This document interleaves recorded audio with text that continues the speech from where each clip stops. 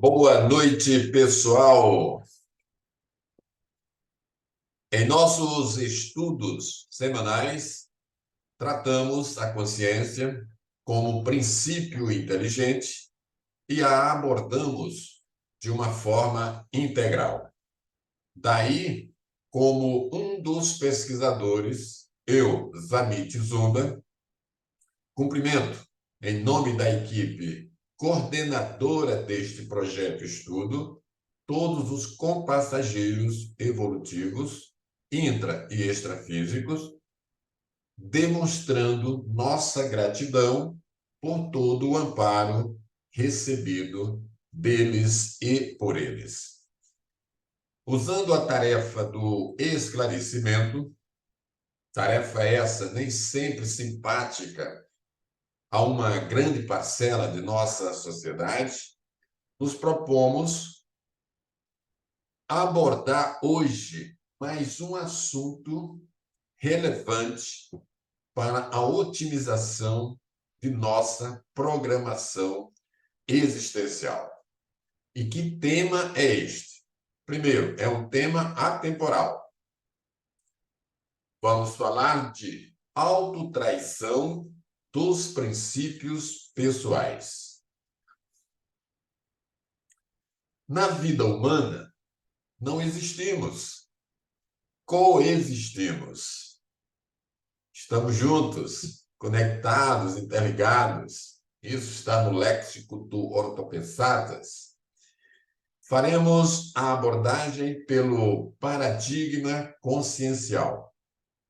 Um paradigma abrangente, um paradigma amplo, profundo, porém acessível a todos. Relembramos que essa abordagem não tem nenhuma pretensão de ser uma verdade absoluta. Traz apenas informações básicas. Portanto, estudem, pesquisem, se aprofundem mais no assunto e não acreditem em nada, nem mesmo do que aqui eu estiver falando, expondo. Experimentem, tenham suas próprias experiências, vivências, analisem tudo com critério, aproveitem o que for útil, ou então permaneçam acomodados como até então. Isto por quê? Porque a ciência é construída por meio de exposição de ideias e do debate sobre cada conteúdo. Sejam bem-vindos. Em nossa convivência interdimensional, nos originamos da dimensão extrafísica. E fique bem certo disso. Renascemos na dimensão intrafísica, esta dimensão em que estamos atuando fisicamente. E retornamos para a dimensão extrafísica. Esta é uma realidade comprovável, nua e crua. Bastamos nos projetar e vemos a multidimensionalidade de forma real, nítida, límpida, lúcida. A família interdimensional é a real família evolutiva primária, mas essencial. Ok? Vamos lá. Autotraição dos princípios pessoais. Esse é um artigo escrito e divulgado por Alexandre Pereira, professor do Instituto Internacional de Projeciologia e Conscienciologia, pesquisador, e está no site Consciência Lúcida. Deste artigo, tiramos a parte básica da nossa pesquisa. Bom, ter caráter não se resume a carregar uma lista com princípios pessoais. De que adianta estar munido de regras e leis criadas para si mesmo, mas simplesmente agir como se elas não existissem. Seria lógica isso? É curioso saber que determinados grupos, ao longo de sua existência, mesmo tendo recebido muito amparo, comecem a se autodestruir com atitudes como, por exemplo, essas que vamos seguir a partir de agora. A primeira, as arapucas. Quem não conhece uma arapuca? Criada, né, no grupo social, às vezes até no grupo familiar. Né? E a criação das armadilhas, geralmente com a participação de outras pessoas, para que o alvo caia deliberadamente em uma cilada, para ser acusado de algo ou ter sua imagem desgastada. Isso acontece muito no período estudantil, né? E além disso, no grupo de trabalho, né? Na instituição, na empresa, né? Por certos elementos. A criação de qualquer tipo de arapuca revela um grau maior de sordidez e perda explícita do amparo extrafísico. Portanto, cuidemos para não cair em uma arapuca.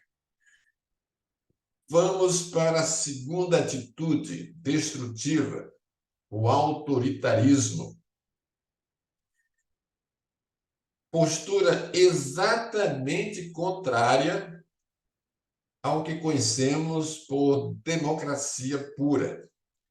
Dependendo do tipo de grupo, essa postura pode ser revelada como, por exemplo, uma personalidade que simplesmente não pode ser contrariada. Nesses processos, pode ocorrer a chamada iminência parda. A terceira atitude, competitividade, né? Que é a defesa de seu quinhão. Tá? É a situação onde cada um defende apenas sua parte, né? Sua partícula, ou, como já disse aqui, o seu quinhão, conhecido regionalmente, de modo desestruturado e que evidencia baixa assistencialidade mútua. Se é uma competição, ninguém está ligando para o outro no sentido de assistência. Pelo contrário, quer que o outro perca, né, para poder ganhar. Então, a competitividade, nesses casos, é patológica. Aos moldes do capitalismo selvagem, né, onde vale tudo. Por que vale tudo? Justamente para derrubar o outro, aquele com o qual se está competindo. Aí vem a quarta atitude destrutiva, a espionagem. O emprego de recursos espúrios e de inocentes úteis, né, na busca de informações para prejudicar alguém, nunca para ajudá-las. Esse é o sistema, né, da espionagem. Essas espionagens podem ser falaciosamente chamadas de cosmoéticas, como recurso usado para convencer alguém a entrar nesse tipo que podemos chamar canoa furada. Veja bem que onde se entra numa situação como esta, e é institucionalizada, por sinal. Tá? E para a autorreflexão, nós estamos trazendo o flerte, pode ser uma semi-traição afetiva, dependendo da intenção. Imagine o resto. Vamos para a quinta atitude destrutiva. A fofoca, né? O artifício patológico do assédio verbal. Todo grupo que prima pela evolutividade acaba, em algum ponto de sua história, evitando e até vetando, né, naturalmente, a intencionalidade negativa do falar mal. A personalidade que faz e que gosta de intriga é personalidade altamente doentia. A sexta atitude destrutiva, hierarquia. A preocupação excessiva em não perder o nível de prestígio pode resultar em ações notadamente baratrosféricas, em defesa da vaidade pessoal. Quando existem hierarquias, sejam permanentes ou hierarquias temporárias, é preciso um nível razoável de maturidade conjunta para que esse fator não vire alvo de conflitos. Portanto, estejamos bem abertos, bem lúcidos para fazer essa distinção. E a manipulação? Bom, a manipulação, né, que está dentro do desvirtuamento de um modo geral, né? Essa ação de manipular, né, manipular pessoas, no intuito de desvirtuar defeitos, criar provas. Para que isso? Para atacar alguém, ou mesmo induzir o outro ao erro propositadamente. Aqui a gente pode dizer que o manipulador é o assediador extrafísico materializado na vida humana. Ou não podemos dizer que é isso, né? Se não for, é o seu representante, né? Representante do assediador extrafísico, né? Com a incumbência de manipular intrafisicamente. E a neofobia, que é não aceitar o novo, né? É não ter capacidades, né, de aceitar as novidades, o que ainda não conhece. É o pensamento fora da caixa, entre aspas, as iniciativas proativas, e pode ser comum cultivar atitudes, por exemplo, de cortar as asas de indivíduos inovadores. Não tem aquela pessoa que chega com ideias mirabolantes, alegres, satisfeito, empolgado, aí chega o elemento e corta, coloca 1000 obstáculos, 1000 dificuldades, né? Tem gente assim. Então, o desconforto com a chegada de novas verdades relativas, muitas delas de ponta, evidencia tendência aos dogmas e ao tradicionalismo. Há muita gente que prefere continuar com o mesmo conhecimento escrito ou divulgado há séculos, há milênios.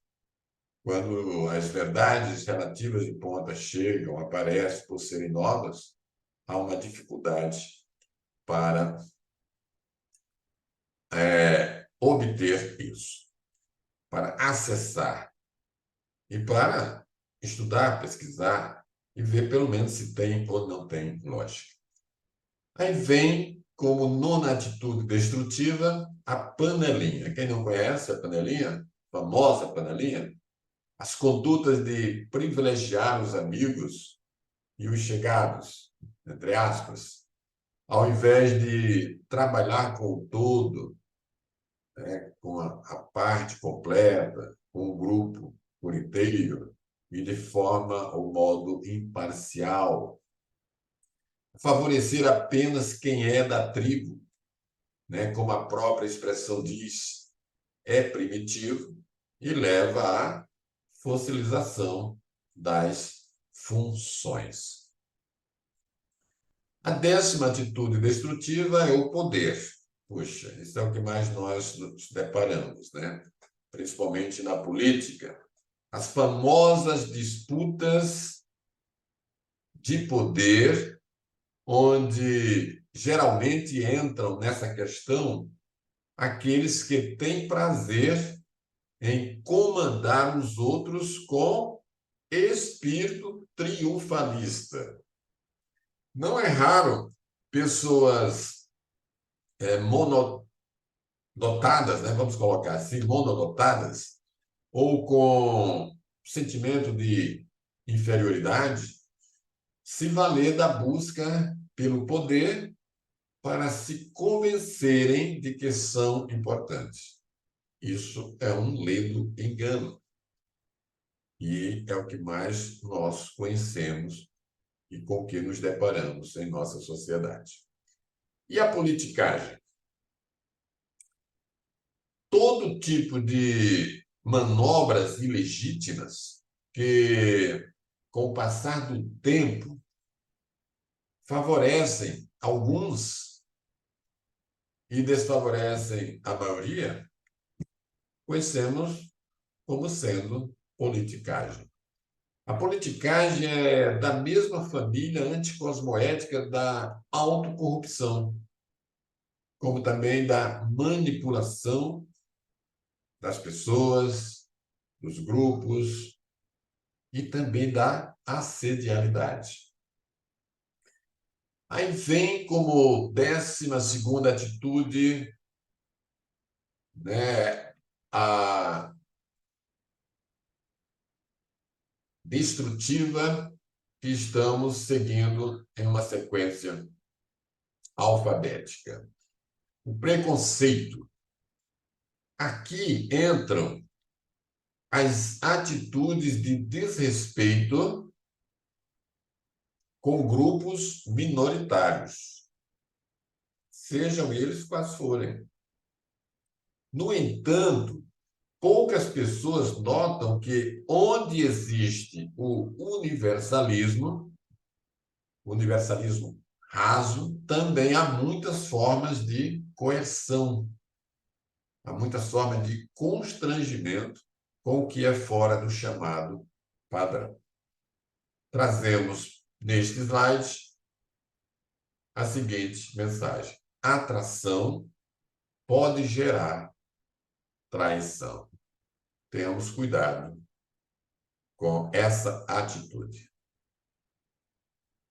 A 13ª atitude destrutiva é a pressão de grupo.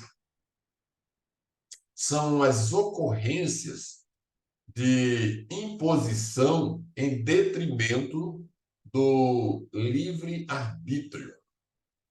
Em certos grupos, principalmente os grupos corporativistas, por exemplo, a exigência pelo lucro pode literalmente esmagar qualquer opinião pessoal, ainda que essa opinião seja sensata, mas que esteja na contramão do lucro, do cifrão, da moeda. Ok? E a 14ª atitude destrutiva é a retaliação. Bom, em grupos democráticos, a divergência é algo normal, porque se respeita a fonte, mesmo que não se concorde com a ideia. Então, o desenvolvimento do debate, do diálogo, da discussão sadia é benéfica. tá? Entretanto, quando indivíduos contrariados partem para retaliações em quem discorda, né, é que se nota a assedialidade interconsciencial entre as consciências que estão se manifestando, que estão se relacionando. Então, onde impera as represálias, a liberdade é um mero conceito abstrato. A 15ª atitude destrutiva é a sabotagem. Uma das manifestações mais doentias é a sabotagem entre os pares. Não importa se a razão é a cobiça ou outro argumento qualquer, outro argumento similar, não importa. O fato é que as sabotagens veladas, né, principalmente veladas, interferem e prejudicam toda a caminhada evolutiva grupal e deve ser tratada em regime de urgência, porque a continuação desse processo é um atraso para todo o grupo. Não é difícil encontrar pessoas de alto potencial que acabam se afastando ao perceberem que não há campo para trabalhos mais avançados e que poderiam executar. Então, esses elementos são os elementos dissidentes, né, de grupos, porque não tem como permanecer em um grupo e sabota, né, suas iniciativas, seus argumentos, seus projetos. Então, procuram outros grupos, outras pessoas, para que haja um convívio avançado, produtivo, evolutivo. O que impressiona mesmo, tá, são as pessoas que dizem ter princípios pessoais, mas ainda se prestam a praticar qualquer um dos itens abordados aqui. Essas 15 atitudes consideradas destrutivas, tá? Não importa se essas consciências ou essas pessoas foram convencidas ou se permitiram ser seduzidas por argumentos tortos, argumentos tortuosos. Aquela história.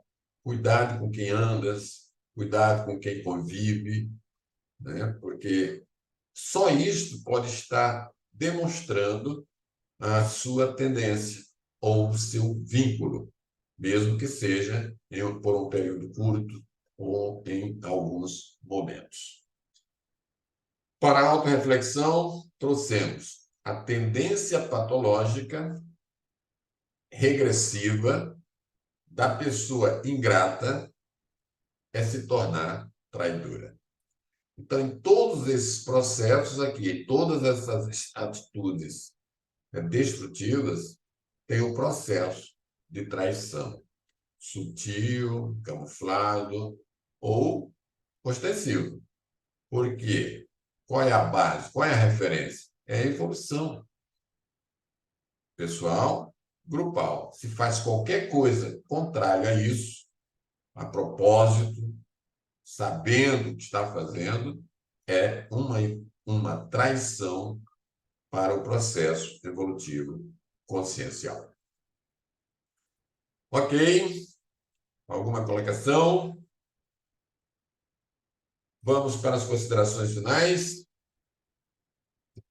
Vamos para uma interpretação que nós costumamos designar de relativa, porque a interpretação é pessoal. Por mais que se estude, por mais que se aprofunde, a interpretação é pessoal, portanto, relativa.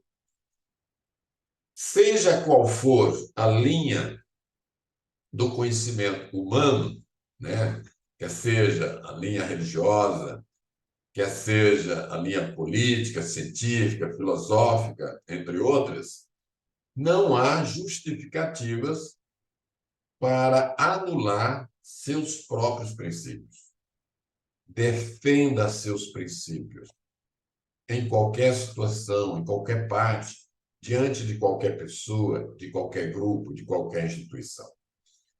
No entanto, é imperativa a lei de causa e efeito dentro da holocarmalidade, ou seja, o processo do conjunto dos karmas a que estamos inseridos. Ok? O ego karma, elemento que só pensa em si. O grupo karma é o grupo em que se está inserido por afinidade. E, depois disso, vem a policarmalidade, que é o trabalho voltado para todos, admitindo ou não a existência do processo kármico, onde o corruptor ativo, porque no processo de corrupção tem o corruptor ativo e o passivo, né? E aqui a gente diz os negligentes passivos colhem o resultado de suas próprias ações. Então, você ou está em um processo desse, corrompendo ativamente, ou sendo corrompido, se deixando corromper. Não se deixa de ser um corruptor, só que passivo, mas responderá por isso. Então, muitos indivíduos ainda se enganam dizendo que estão aparando as arestas. É um exemplo de autocorrupção mais objetivo do que este. Afinal, de que adianta criar leis e não as cumprir? Pouco importa formular belíssimas leis e ignorá-las com pujança. Na verdade, o peso da responsabilidade cresce exponencialmente ao criar diretrizes pessoais e simplesmente optar por não as seguir na vida prática, no dia a dia. Seria a ignorância menos letal? Para a autorreflexão. Você segue pessoas ou segue princípios? Sigamos princípios. Estaremos acertando mais e sendo um exemplo para a sociedade onde estivermos agindo, atuando, convivendo. Ok? Como falei no início, é um artigo dentro da autotraição dos princípios pessoais, de Alexandre Pereira, um colega pesquisador com vários artigos, muito estudioso, muito dedicado, de fácil acesso em seu site, no site da Consciência Lúcida, Dimensão Mental, no site da Conscienciologia, como também o Tratado 700 Experimentos da Conscienciologia, por Valdo Vieira, na editora Editares. Seja, portanto, um autopesquisador. O primeiro passo para a autopesquisa é o estudo da autobiografia. Gratidão a todos, gratidão às consciências intrafísicas e gratidão às consciências extrafísicas. E até o próximo assunto. Boa noite.